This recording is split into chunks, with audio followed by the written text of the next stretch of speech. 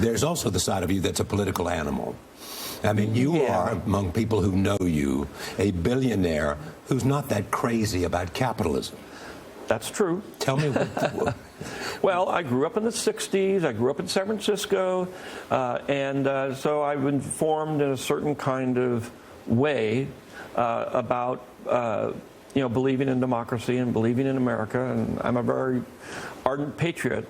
Mm-hmm. But I'm also a very ardent believer in democracy, not capitalist democracy. And I do not believe that the rich should be able to buy the government. And that's just the way I feel. Is that the America you see, where the rich have bought the government? Well, come on. It's been that way for a long time. Mm. And it's just, it's not right. And it's not going to work. And will it change? Well, I hope it changes. I mean, it's hard because you got human nature. You got people, basically we got a country based on greed. Yeah. And as long as you got that, then it's corrupt. And as long as it's corrupt, you're never going to get a real meeting of the minds on what is best for the people. So why don't you make a film about the America that you are articulating? I mean, why don't you use the power of George Lucas to tell the... I don't think I have that much power. I mean, I learned... My first film was kind of an indictment of our... Could I show you a list of the 100 best films and how many of them are made by George Lucas?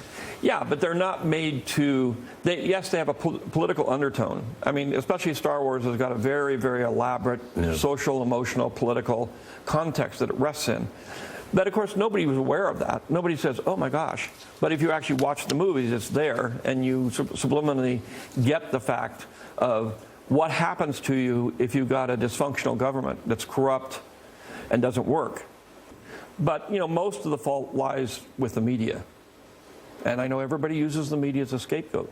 But the things the media focus on, the sensationalism, the kind of simple answers, the not really telling the truth, is what creates a society where everybody gets really polarized, where they're afraid.